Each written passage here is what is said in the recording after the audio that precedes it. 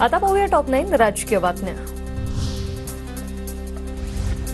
सामनाची बातमी म्हणजे खोडसाळपणा। नरहरी झिरवाळांनी सामनातून करण्यात आलेले आरोप फेटाळले। नरहरी झिरवाळांची कार्यकर्त्यांसह मंत्रालयात घुसखोरी, सामनातून करण्यात आला होता दावा। महायुतीच्या मंत्र्यांच्या कामकाजाचं वेळापत्रक ठरलं। महायुतीचे सर्व मंत्री सोमवार ते बुधवार मुंबईमध्येच राहणार। गुरुवार शुक्रवारी आपल्या विभागाच्या कामांचा आढावा घेतील फडणवीसांचे सर्व मंत्र्यांना आदेश। ईव्हीएमलाही शाही स्नान घडवून पापमुक्त करावं। घोटाळा करून निवडून येणारे कुंभमेळ्यात गंगा स्नान करतात। सामनातून भाजपवर सडकून टीका।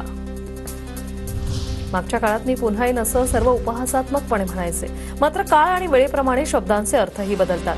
विश्व मराठी संमेलनात मुख्यमंत्री फडणवीसांचं वक्तव्य।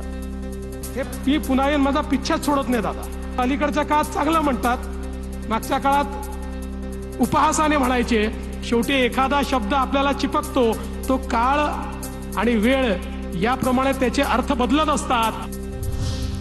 येवला विधानसभेसाठी 24 फेब्रुवारीला मॉक पोल। भुजबळांचे विरोधी उमेदवार माणिकराव शिंदेंनी ईव्हीएमवर घेतला होता आक्षेप। नाशिकच्या सिद्धपिंपरीच्या निवडणूक शाखेच्या गोदामात सकाळी 8 वाजता मॉक पोल।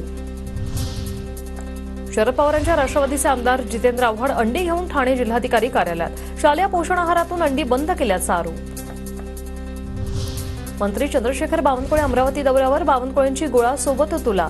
अमरावतीतलं कुलदैवत अंबादेवी आणि एकविरा देवीचंही त्यांनी घेतलं दर्शन। बावनकुळेंना अमरावतीतील भाजप पदाधिकाऱ्यांना सोन्याचा मुकुट दिला भेट। विधानसभेत घवघवीत यश मिळाल्यामुळे बावनकुळेंना भेट देत केला भव्य सत्कार। गरीब मध्यम वर्गावर लक्ष्मीची कृपा राहो। अर्थसंकल्पापूर्वी पंतप्रधान नरेंद्र मोदींचे शुभ संकेत। इनोव्हेशन, इन्क्लुजन, इन्व्हेस्टमेंट देशाच्या आर्थिक गतीसाठी आधार राहील असं वक्तव्य।